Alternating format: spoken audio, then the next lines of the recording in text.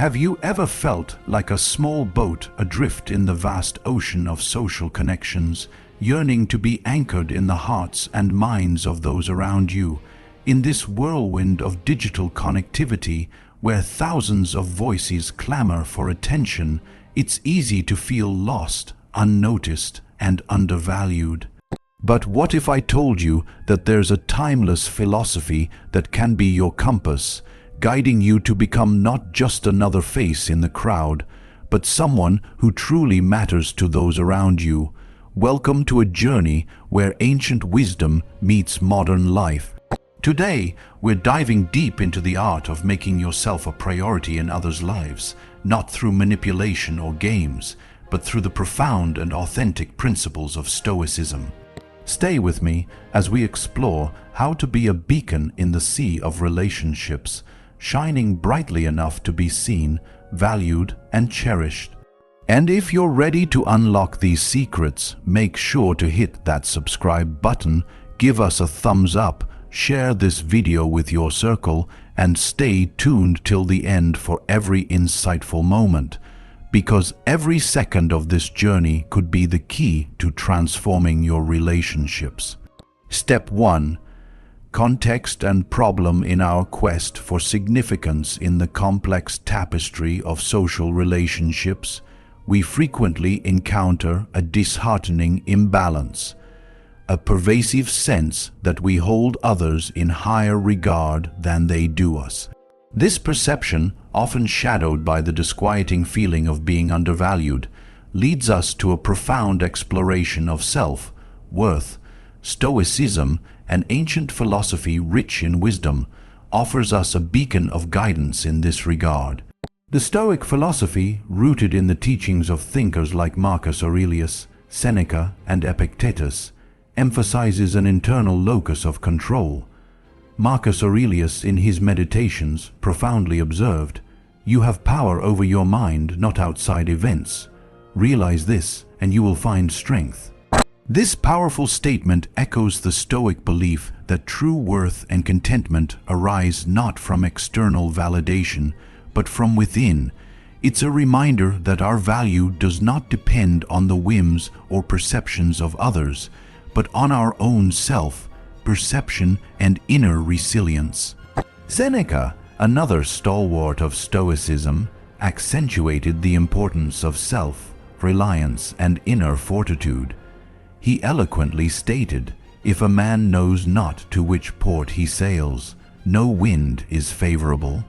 This insight underscores the necessity of self-awareness and having a clear understanding of our own values and goals. In the context of our social relationships, it suggests that knowing ourselves and our worth is the first step in being valued appropriately by others. Epictetus, with his emphasis on the dichotomy of control, reinforces this Stoic approach. He argued that we must focus on what is within our power, our responses, our attitudes, and our actions, and let go of our concern over how others perceive us. This detachment from external validation is liberating and empowers us to cultivate a sense of self-worth that is independent of others' opinions. The Stoic approach to finding worth within oneself resonates with contemporary psychological theories as well. Carl Jung, a pivotal figure in the field of psychology, once said, "The privilege of a lifetime is to become who you truly are." This aligns with the Stoic principle of authentic living, the idea that true value and happiness are found in living in accordance with one's own nature and virtues. Step 2. Solution and application. In this exploration of strengthening our significance in the lives of others, we turn to the rich wellspring of Stoicism and the broader landscape of philosophical thought for practical methods. The focus here is not on manipulation or superficial tactics, but rather on fostering a wise and sincere approach to building authentic, high-value relationships. At the heart of Stoicism lies the wisdom of understanding and controlling what is within our power. As Epictetus famously stated, We cannot choose our external circumstances, but we can always choose how we respond to them. In the context of relationships, this means focusing on our actions, reactions, and the genuine nature of our interactions with others. By doing so, we enhance the quality of our presence in others' lives, making it more likely for them to genuinely value and appreciate us. Marcus Aurelius, another renowned Stoic philosopher, emphasized the importance of authenticity in our interactions. He advised, "Waste no more time arguing about what a good man should be one." This speaks to the core of forming high-value relationships, being genuine, kind, and true to our principles in all our interactions. By embodying the virtues we admire, we naturally attract people who value these qualities, thereby establishing a foundation for meaningful and enduring relationships. Furthermore, Seneca's teachings on the brevity of life and the importance of living in accordance with nature remind us to value the time we spend with others. He said, "Life, if well lived, is long enough." This underscores the idea of being fully present and engaged in our interactions, making every moment count. By bringing our full attention and sincerity to our relationships, we signal to others that they are important to us, inviting a reciprocal appreciation and deepening of the bond. The application of these Stoic principles is also reflected in the broader philosophical context. Aristotle's concept of Eudaimonia, or flourishing, is achieved through virtuous activities that constitute a life well lived. In the realm of relationships, this translates to engaging in interactions that are mutually enriching, honest, and respectful. By striving for personal excellence in how we treat others, we cultivate relationships that are not only valuable, but also contribute to our overall well-being and fulfillment. Carl Jung's insights into the psyche further illuminate this approach. He believed in the power of individuation, the process of becoming aware of oneself and the world around us. Jung stated, "The meeting of two personalities is like the contact of two chemical substances. If there is any reaction, both are transformed."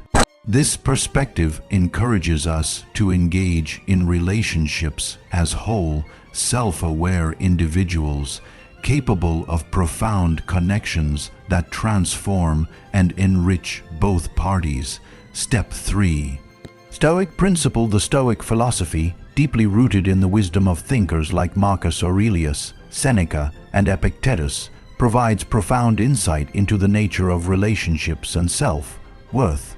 The saying, "Show me your friends and I'll tell you who you are," reflects not just the impact of our social circle on our identity, but also the significance of reciprocity in relationships. Stoicism encourages us to examine these dynamics closely, particularly the value we assign to ourselves and how this is reflected in our interactions with others. Marcus Aurelius, a prominent Stoic philosopher and Roman emperor, emphasized the importance of self-reflection in understanding one's value in relationships. He believed in looking inward to find true worth, rather than seeking validation externally. Aurelius famously said, "The value of a man is measured by the value he places on himself." This highlights the Stoic principle that our self-worth should not be excessively dependent on others' perceptions or priorities. Instead, it should be grounded in our own understanding of our value and contributions. Seneca, another key Stoic figure, spoke about the balance between being social beings and maintaining our independence. He advised, "Associate with people who are likely to improve you." This suggests choosing relationships that are mutually beneficial and uplifting, rather than being in ones where we feel undervalued or neglected. Seneca's guidance implies that being needy or overly dependent on others for our sense of self-worth can lead to unfulfilling relationships. Instead, we should cultivate relationships that encourage mutual growth and respect. Epictetus, known for his teachings on control and acceptance, also touches upon this subject. He said, "We cannot choose our external circumstances, but we can always choose how we respond to them." Applying this to relationships, it means understanding that we may not always be a priority for others, and that's okay. What we can control is how we respond to this realization and how we value ourselves in these dynamics. Western philosophy and psychology echo these sentiments. Aristotle spoke of the golden mean, where virtue lies in finding a balance, in this case between valuing oneself and valuing others in a relationship. Carl Jung, a prominent psychologist, emphasized the importance of individuation, where understanding and integrating aspects of oneself leads to personal growth and healthier relationships. Step 4. Practical actions in the quest to be more valued in our relationships. Stoicism offers a pragmatic and dignified approach centered around the management of our presence and availability. This philosophy, deeply rooted in the wisdom of luminaries like Marcus Aurelius, Seneca, and Epictetus, provides guidance on how to navigate our social interactions with grace and intention. Marcus Aurelius, a Stoic philosopher and Roman emperor, highlighted the importance of valuing one's time and presence. He taught that time is one of the few things under our control in a world governed by fate and external circumstances. By judiciously managing our availability, we signal to others the value of our time and in turn increase our own worth in their eyes. Aurelius believed in the principle of purposeful action, which includes making conscious decisions about when and how to engage with others. Seneca, another prominent Stoic philosopher, echoed this sentiment. He advised that we should be selective with our company and time. Seneca's teachings suggest that by occasionally withdrawing our presence, we allow others to appreciate our value more fully. He wrote, "True happiness is to be free from the yoke of our own desires and to be able to relax and lay aside our anxiety. This relaxation includes not succumbing to the need for constant social validation and understanding the power of absence in enhancing our relationships." Epictetus, a Greek Stoic philosopher, emphasized the importance of focusing on what we can control. He said, "Only the educated are free." In the context of relationships, this education involves understanding that we have the power to manage our time and attention. By controlling our availability, we assert our freedom and self-respect, which in turn leads others to value and respect us more. Western philosophy and psychology also support these Stoic principles. Aristotle spoke about the golden mean, advocating for a balance in all things. In terms of social interactions, this means finding a middle ground between being overly available and completely inaccessible. Carl Jung, the Swiss psychiatrist, emphasized the importance of individuation, which involves understanding and integrating one's own needs and boundaries.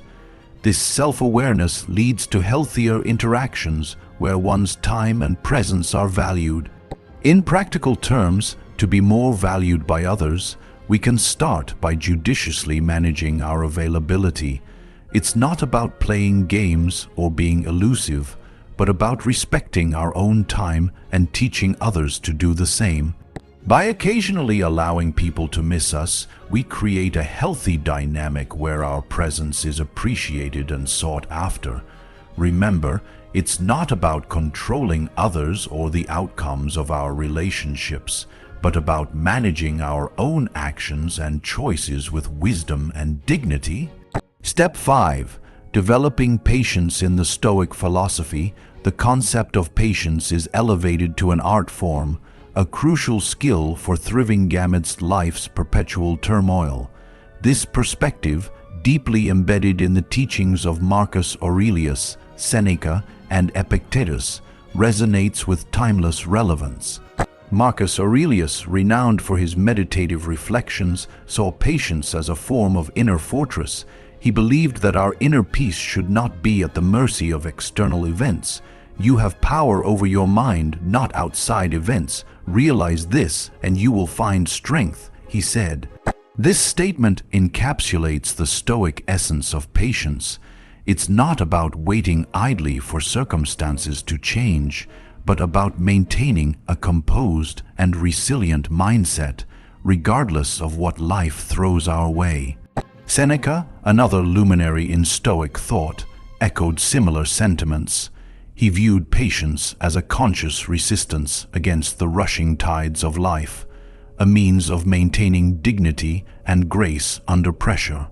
The greatest remedy for anger is delay, Seneca advised, suggesting that patience is a deliberate choice to pause and reflect rather than react impulsively. This approach is far from passive. It's an active engagement with our emotional landscape, mastering our impulses in favor of thoughtful responses. Epictetus, known for his practical wisdom, placed great emphasis on the dichotomy of control, teaching that while we cannot control external events, we have absolute power over our reactions. Patience, from this viewpoint, is a manifestation of this control, a serene assertion of our ability to endure and persevere. No man is free who is not master of himself, Epictetus asserted, highlighting that true freedom comes from self-mastery, of which patience is a vital component. From a broader Western philosophical and psychological perspective, patience aligns with the ideals of emotional regulation and resilience. Aristotle's concept of the golden mean advocates for a balanced approach to life, suggesting that patience is a midpoint between passive inaction and rash impulsiveness. Carl Jung's focus on individuation, the process of becoming aware of oneself, aligns with the Stoic practice of patience. By understanding and managing our emotions, we attain a level of self-awareness and maturity that enhances our interactions with others and our environment. In contemporary terms, practicing patience means embracing the present moment without being overwhelmed by the desire for immediate results or responses.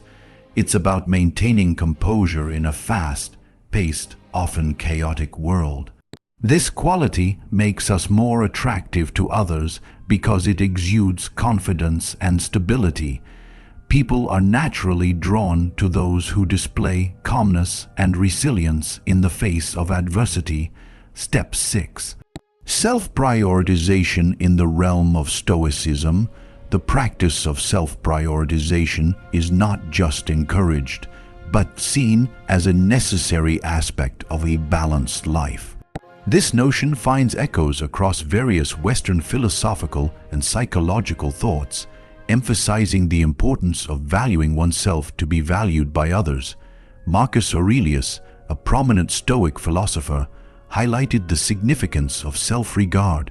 He famously stated, "If you do not have respect for yourself, no one else will." This quote underscores the Stoic belief that self-respect is the cornerstone of how others perceive and treat us. When we prioritize our needs and learn to say no, we communicate to others that our time and energy are precious and deserve respect.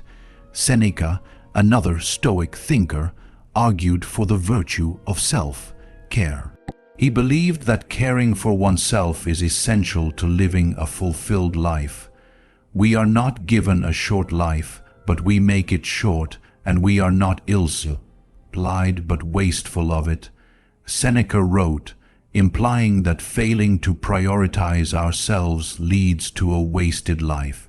By saying no when necessary, we manage our resources wisely and lead a life of quality, not just in terms of time, but in our relationships and endeavors. Epictetus emphasized the concept of control, particularly over our actions and choices. He taught, "It's not what happens to you, but how you react to it that matters." This idea is crucial in understanding self-prioritization. When we choose to prioritize our own needs, we are actively deciding how to react to the demands of others, thereby maintaining control over our lives. From a broader psychological perspective, Carl Jung's concept of individuation aligns with this Stoic practice. Jung believed in the importance of understanding oneself as an individual separate from the collective. Prioritizing oneself is a step towards achieving this individuation, leading to a stronger, more defined personality that commands respect and importance from others.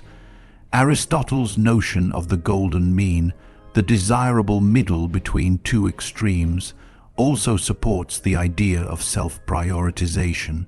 Aristotle taught that virtue lies in finding balance, which includes balancing our own needs with the needs of others. Saying no is not an act of selfishness, but a practice of maintaining this balance. By applying these Stoic and philosophical principles, we learn that prioritizing ourselves is not an act of selfishness, but a necessary step towards being valued and respected by others. It teaches us to manage our personal resources effectively and sets a standard for how others should treat us. When we demonstrate that we value our own time and efforts, we naturally inspire others to do the same. This act of self-respect not only benefits our mental and emotional well-being, but also enhances our social and professional relationships. Step 7. Time management. In the teachings of Seneca, a luminary in the Stoic school of philosophy, we find profound insights on the wise use of time, a concept that resonates deeply in both ancient wisdom and contemporary thought. Seneca's perspective on time management is not just about efficiency or productivity, it's